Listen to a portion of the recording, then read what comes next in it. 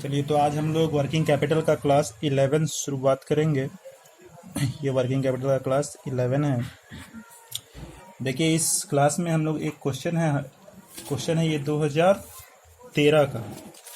ये क्वेश्चन आज हम लोग सॉल्व करेंगे। ये वाला क्वेश्चन है, देखो ये काफ़ी इम्पोर्टेंट है। क्या लिखा है इसमें देखो। सबसे पहले इस क्वेश्चन में एक अलग चीज़ है। देखो इसमें लिखा है कि work out working capital requirement of the company on cash cost basis. अब क्वेश्चन ये उठेगा कि सर ये कैश कॉस्ट बेसिस क्या है, ये तो हम लोग कभी देखे हैं नहीं। तो पहले हम लोग ये समझते हैं कि ये कैश कॉस्ट क्या है। देखो तब इसके लिए देखो, वर्किंग कैपिटल का जो सम है, वर्किंग कैपिटल का कैलकुलेशन दो तरीका से हो सकता है। एक है टोटल अप्रोच, एक का नाम है टोटल अप्रोच और एक का नाम है कैश कॉस्ट अप्रोच।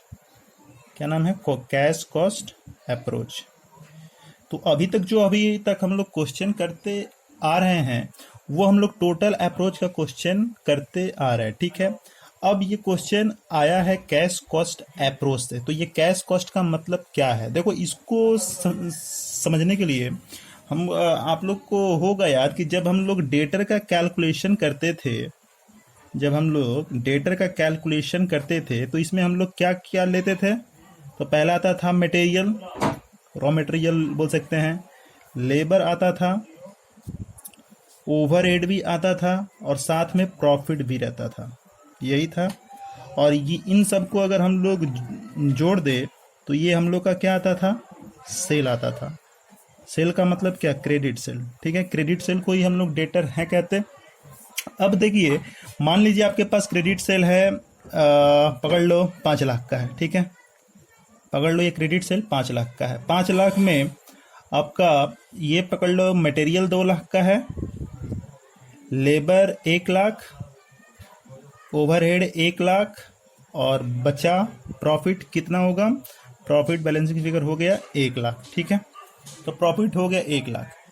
अब ये क्रेडिट सेल है, मतलब ये सेल का पैसा आपको कुछ दिनों बाद होगा। मान लो ये पीरियड है, ये डेटर का पीरियड है, पकड़ लो 3 मंथ। 3 मंथ बाद आपको ये क्रेडिट सेल वाला पैसा 5 लाख रुपया मिलेगा। अब क्वेश्चन है कि इस मतलब जो जिसका ये डेटर है उसको जरूरत है कि उसको मतलब कल या फिर आज 5 लाख रुपए का जरूरत है, ठीक है। तो वो गया बैंक के पास, ये गया बैंक के पास कि बैंक हमको लोन दे दो 5 लाख का। तो बैंक वाला क्या देखेगा?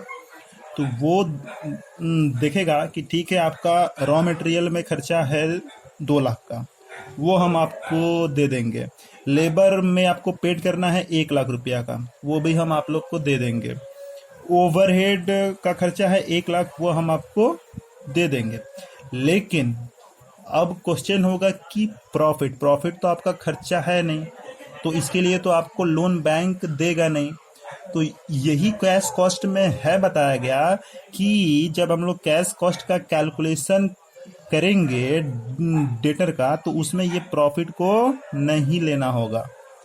क्यों? क्योंकि बैंक भी उसका लोन नहीं देगा और हम लोग के पास प्रॉफिट का पैसा भी आएगा नहीं, और इसको कॉस्ट पर करना भी है और कॉस्ट में तो प्रॉफिट आता है नहीं।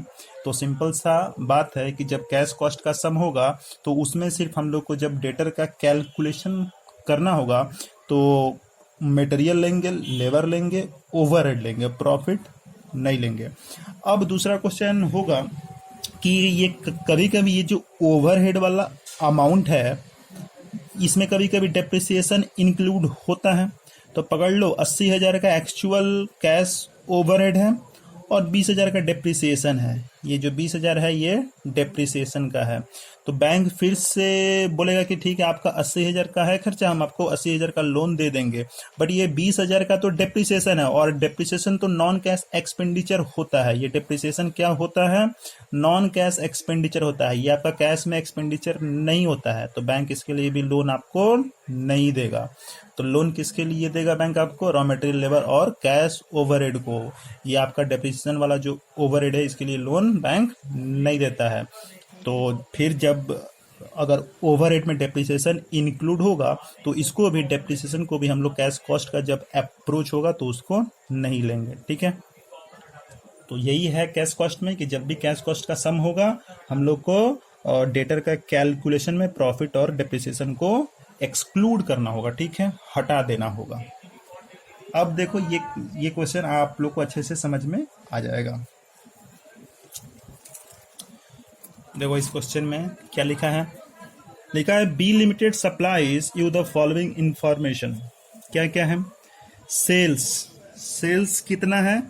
2 मंथ क्रेडिट पर, मतलब डेटर को 2 मंथ बाद पैसा मिलेगा डेटर का, तो कितना है ये? 36 लाख। सेल 1 साल का दे दिया है 36 लाख। 2 मंथ ये जो है लिखा ये डेटर का है पीरियड। ठीक है, average collection period. Material consume लिखा है कितना? 9 लाख। मटेरियल क्या होता है? कॉस्ट होता है, मतलब खर्चा है। और सप्लायर एक्सटेंड 2 मंथ क्रेडिट, मतलब क्रेडिटर का है ये। ठीक है, उसके बाद वेजेस पेड है। वेजेस पेड कितना है? 7,20,000 है। इसमें लिखा है आउटस्टैंडिंग है 1 मंथ के लिए। ठीक है, फिर लिखा है manufacturing expenses outstanding at the end of year, और इसमें लिखा है कि 1 महीने का आउटस्टैंडिंग है। इसमें लिखा है at the end of year, मतलब ये जो 80,000 है ये 1 मंथ का है, और ये सारा एनुअल का है, तो इसको भी हम लोग को एनुअल में लेकर आना होगा। यानी कि अगर 80,000 1 मंथ का है तो 12 मंथ का क्या होगा? 12 इंटू 8 96, मतलब 9,60,000। तो मैन्युफैक्चरिंग एक्सपेंसेस क्या हो जाएगा? 9,60,000 1 साल का। उसके बाद लिखा है टोटल एडमिनिस्ट्रेटिव एक्सपेंसेस पेड, और इसमें भी आउटस्टैंडिंग है 1 मंथ का, तो ये लिखा है 2,40,000, ये एनुअल है। ठीक है, फिर लिखा है sales promotion expenses paid quarterly paid in advance. Paid in advance लिखा है, इसका मतलब क्या है? पेड इन एडवांस का मतलब कि ये प्रीपेड है, और प्रीपेड क्या होता है? करंट एसेट होता है, आउटस्टैंडिंग है नहीं, आउटस्टैंडिंग करंट लायबिलिटी में जाता है। फिर क्या लिखा है? The company sells its product at gross profit of 25%। ये देखो इसमें ग्रॉस प्रॉफिट भी है, कितना है? 25%। मतलब सेल्स से अगर 25% को हटा दे तो सारा जो बचेगा वो कॉस्ट हो जाएगा। फिर लिखा काउंटिंग डेप्रिसिएशन है जब part of cost of production, वो तो हम लोग को पता है, जब हम लोग एनालिसिस करते थे तो उसमें हम लोग डेप्रिसिएशन को शामिल करते थे। फिर लिखा है it keeps 1 month stock of each of raw material. देखो रॉ मटेरियल का पीरियड दिया है 1 मंथ, और फिनिश गुड्स का भी 1 month. And cash balance of ₹1,00,000, cash balance भी है करंट एसेट। फिर लिखा है अज्यूमिंग एट 20% सेफ्टी मार्जिन, बोल रहा है कि हम लोग को मान कर चलना है कि 20% सेफ्टी मार्जिन होगा, मतलब जो भी हम लोग का नेट वर्किंग कैपिटल होगा उसका 20% हम लोग को अलग से पकड़ना होगा, ऐड करना होगा उसमें। फिर पूछता है workout working capital requirement of the company on cash cost basis. किसके बेसिस पर निकालना है? कैश कॉस्ट के बेसिस पर, जो अभी हम लोग सीखे थे।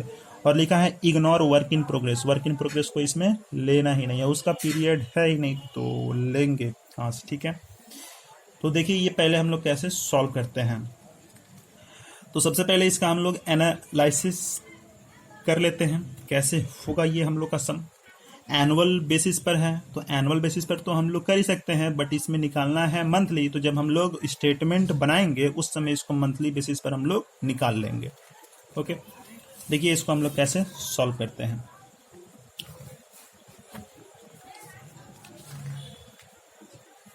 एक क्वेश्चन है 2013 का।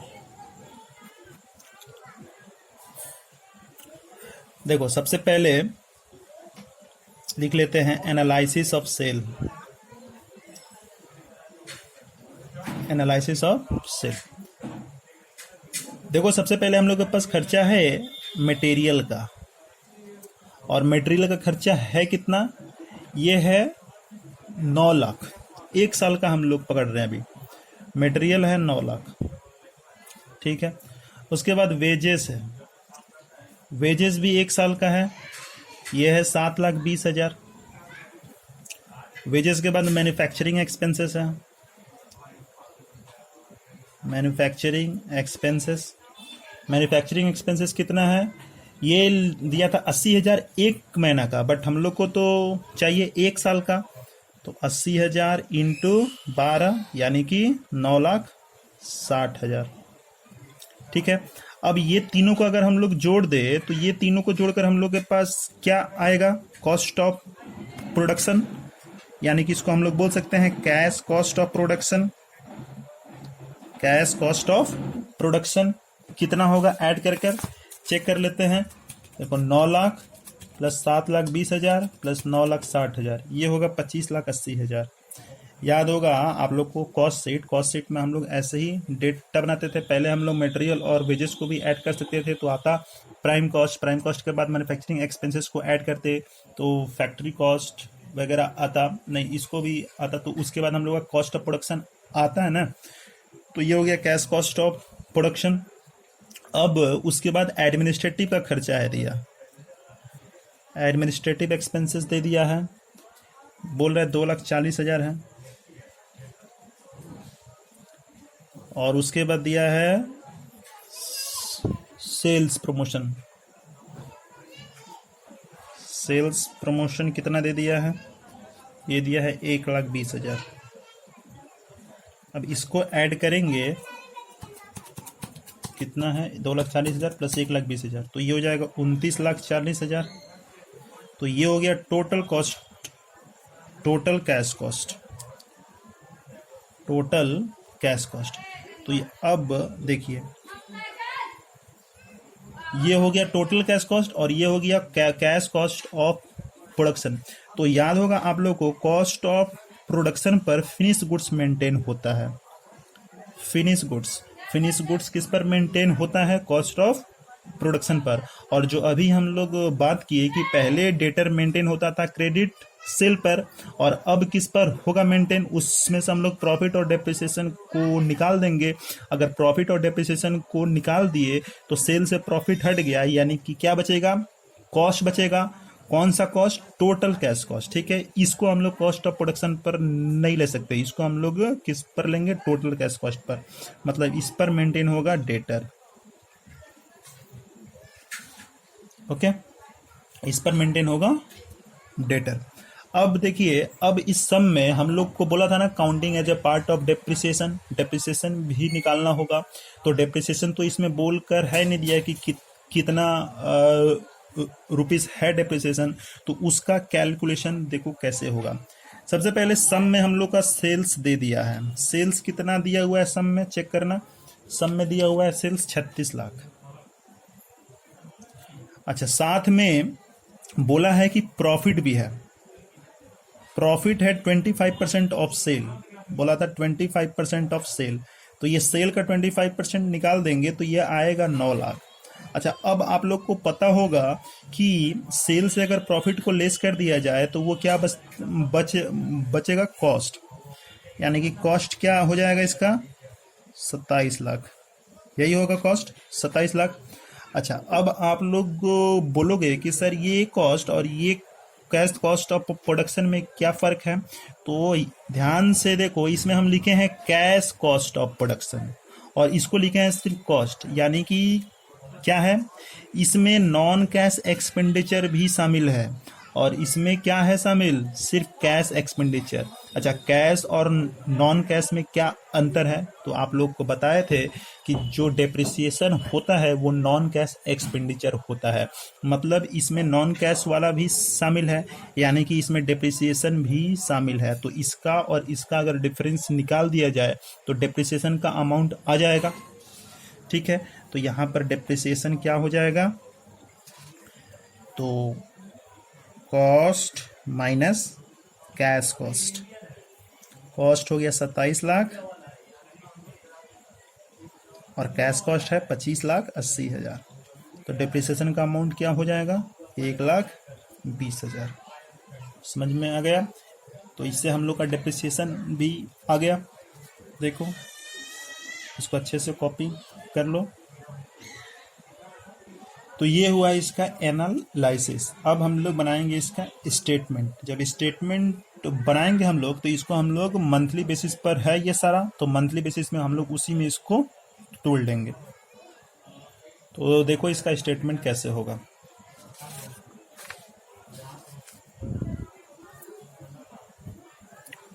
Statement showing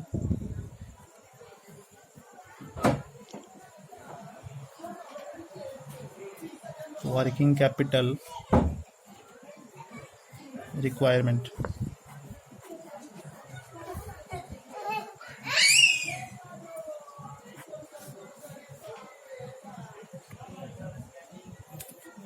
particulars details amount.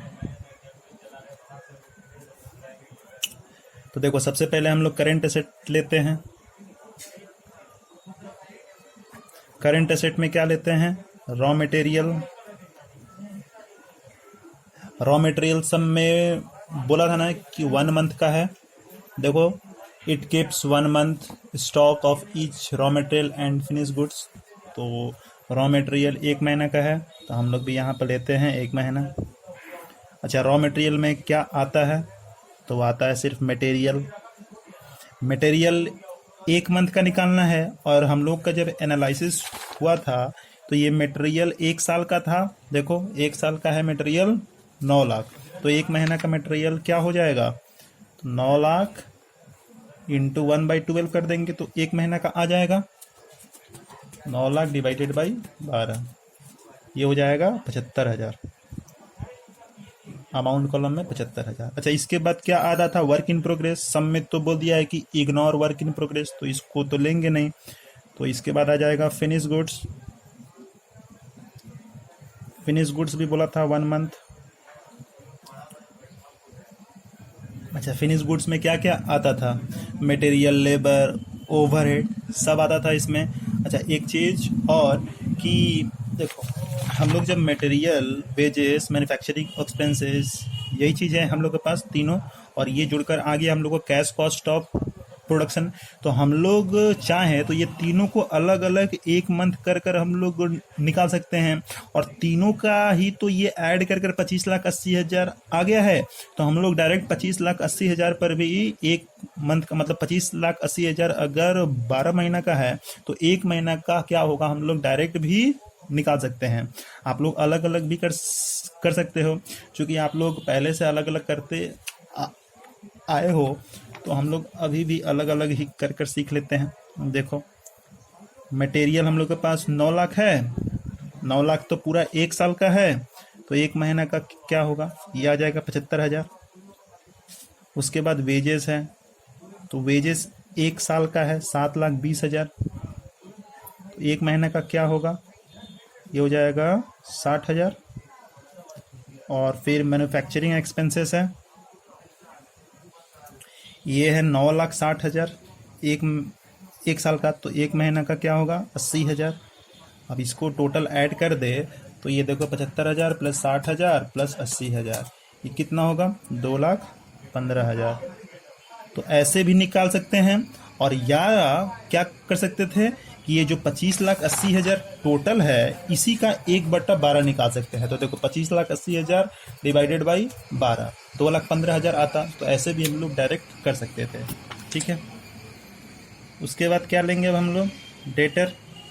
Debtor कितना मंथ के लिए है? बोल दिया था ना सब में 2 मंथ के लिए है। अब देखो डेटर में भी सेम है लॉजिक, या तो हम लोग को एक एक कर कर material, wages, manufacturing expenses, administrative, sales promotion होगा पकड़ना, नहीं तो क्या कर सकते हैं, ये पांचों का ऐड है, ऐड होकर आ गया है 29,40,000। तो 29,40,000 का मतलब 12 मंथ का है, तो 2 मंथ का क्या होगा हम लोग इससे निकाल सकते हैं, ठीक है। खैर हम लोग अलग अलग इसको कर लेते हैं ताकि आप लोग को अच्छे से समझ में आ जाए। देखो मटेरियल 9 लाख है 1 महीना का, तो 2 महीना का क्या होगा यहाँ से निकल सकता है, तो ये हो जाएगा 1,50,000। फिर वेजेस 7,20,000 12 महीना का है, तो 2 महीना का क्या होगा निकल सकता है इससे। फिर मैन्युफैक्चरिंग एक्सपेंसेस मैन्युफैक्चरिंग एक्सपेंसेस 9,60,000, 12 महीना का है तो 2 महीना का क्या होगा, 1,60,000। फिर मैन्युफैक्चरिंग एक्सपेंसेस के बाद इसमें एडमिनिस्ट्रेटिव भी तो आएगा।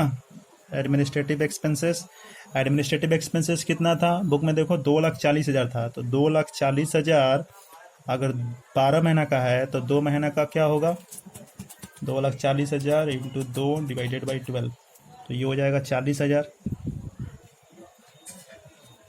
उसके बाद क्या था, सेल्स प्रमोशन एक्सपेंसेस भी था। सेल्स प्रमोशन कितना था, 1,20,000। देखो ये 1,20,000 था, ये क्वार्टरली था। देखो उसमें क्वार्टरली था, यानी कि ये 4 महीना का है।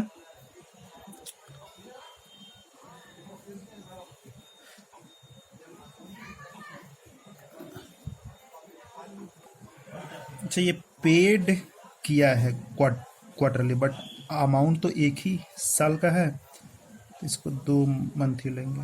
तो कितना हो जाएगा, देखो 1,20,000 इंटू 2/12, तो ये हो जाएगा 20,000। अब इसका टोटल करते हैं।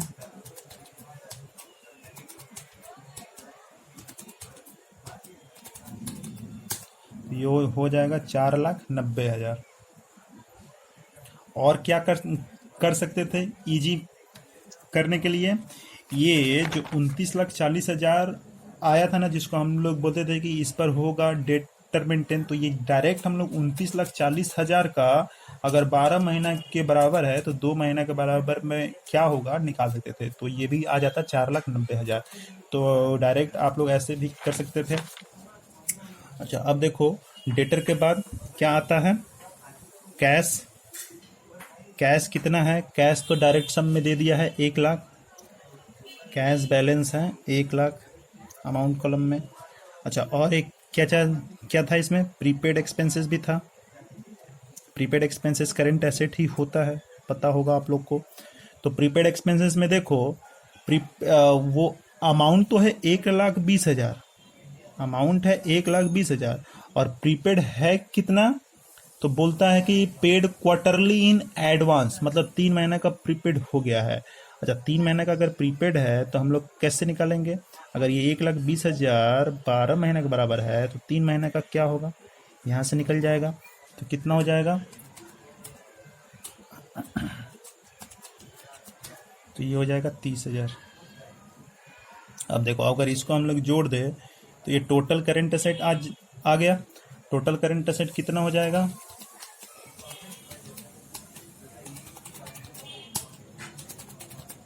तो ये हो जाएगा 9,10,000। यहाँ से आ गया टोटल करंट एसेट। अब हम लोग निकालेंगे करंट लाइबिलिटी।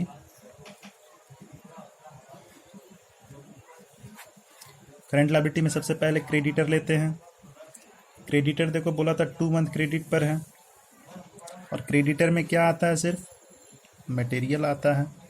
मटेरियल 1 साल का 9,00,000 है, तो 2 महीने का क्या होगा, निकल जाएगा 1,50,000 अमाउंट कॉलम। अच्छा, मटेरियल के बाद क्रेडिटर के बाद क्या दिया हुआ था कि वेजेस है आउटस्टैंडिंग 1 महीने का, आउटस्टैंडिंग वेजेस है 1 मंथ का, और आउटस्टैंडिंग वेजेस में वेजेस लेते हैं, तो वेजेस कितना है, 7,20,000 है 1 साल का, तो 1 महीने का क्या हो जाएगा, 60,000 अमाउंट कॉलम लिख देते हैं। आउटस्टैंडिंग वेजेस के बाद देखो करंट लायबिलिटी में क्या आएगा, और मैन्युफैक्चरिंग एक्सपेंसेस भी आउटस्टैंडिंग बोला है, तो आउटस्टैंडिंग मैन्युफैक्चरिंग एक्सपेंसेस, और ये भी 1 मंथ का है आउटस्टैंडिंग, तो इसमें मैन्युफैक्चरिंग एक्सपेंसेस आ जाएगा। मैन्युफैक्चरिंग एक्सपेंसेस देखो 1 मंथ का तो डायरेक्ट दे भी दिया था 80,000, और हम लोग ऐसे भी निकाल सकते हैं। अच्छा, और कुछ आउटस्टैंडिंग है क्या, हाँ है, एडमिनिस्ट्रेटिव भी है। एडमिनिस्ट्रेटिव एक्सपेंसेस ये भी 1 मंथ का ही है आउटस्टैंडिंग।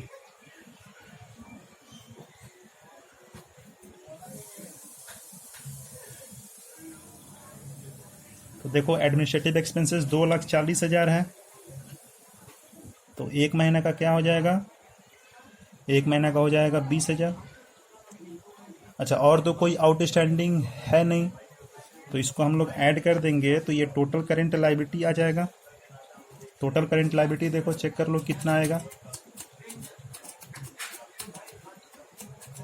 तो ये आएगा 3,10,000। तो ये हो गया टोटल करेंट लायबिलिटी 3,10,000। अब देखो, ये टोटल करेंट एसेट में से अगर टोटल करेंट लायबिलिटी को लेस कर दे तो हम लोग के पास ग्रॉस वर्किंग कैपिटल आता है। तो ग्रॉस वर्किंग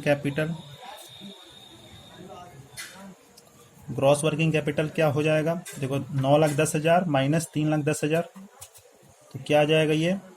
6 लाख। तो निकला ग्रॉस वर्किंग कैपिटल 6 लाख। अब सब में देखना, बोला था assuming 25%, sorry, assuming 20% safety margin. Safety margin कितना ऐड करने के लिए है? बोला 20%। अब सब में है दिक्कत कि वो सेफ्टी मार्जिन हम लोग एज्यूम किस पर करें, ग्रॉस वर्किंग पर करें या फिर नेट वर्किंग पर। तो अगर हम लोग ग्रॉस वर्किंग पे भी करते हैं तो हम लोग का आंसर सही होगा, और नेटवर्किंग पर भी करते हैं फिर भी हम लोग का आंसर सही होगा। क्रॉस वर्किंग पर करेंगे तो डायरेक्ट 6 लाख का 20% 1,20,000, तो 6 लाख प्लस 1,20,000 7,20,000 होगा आंसर। और अगर नेटवर्किंग पर सेफ्टी मार्जिन को पकड़ते हैं तो नेट मार्जिन, अगर नेट वर्किंग का सेफ्टी मार्जिन 20% होगा, इसका मतलब ग्रॉस वर्किंग कैपिटल 80% के बराबर होगा। यानी कि 6 लाख बराबर होगा 80% का, तो 100% का इक्वल में क्या होगा? आ जाएगा ऐसे। देखो, हम लोग ऐसे निकाल सकते हैं। ये ग्रॉस वर्किंग कैपिटल हो गया। अब इसमें हम लोग लिख सकते हैं add safety margin. Add safety margin, तो सेफ्टी मार्जिन बोला है 20%। अच्छा, जब ये सेफ्टी मार्जिन को ऐड कर देंगे तो हम लोग के पास क्या आएगा? Net working capital. और नेट वर्किंग कैपिटल कितना परसेंट के बराबर होता है? 100% के। अच्छा, अगर ये 100% हो गया और ये 20, मतलब ये जो ग्रॉस वर्किंग है ये 80% है। आ रहा है समझ में? यानी कि ये जो 6 लाख है ये 80% के बराबर है। तो ऐसे निकाल सकते हैं ना। देखो, 6 लाख डिवाइडेड बाई 80, तो 100% के बराबर में क्या होगा? देखो कितना आएगा? 6 लाख डिवाइडेड बाई 80 इंटू 100, ये हो जाएगा 7,50,000। तो नेट वर्किंग कैपिटल क्या हो जाएगा? 7,50,000। और इसका डिफरेंस अगर इसको पकड़ ले तो 1.5 लाख हो जाएगा। ठीक है, तो ऐसे भी निकाल सकते थे, या फिर क्या कर सकते थे, 6 लाख का डायरेक्ट 20% ऐड कर मतलब ये इधर में आ जाता 1,20,000। तो 6 लाख प्लस 1,20,000 7,20,000 भी आंसर आ सकता था। तो उसमें कोई डाउट मत रखना। ओके, तो ऐसे ही सम को सॉल्व कर सकते हो आप लोग। देख लो ठीक से, इसको 2-3 बार प्रैक्टिस करना तो इजी हो जाएगा।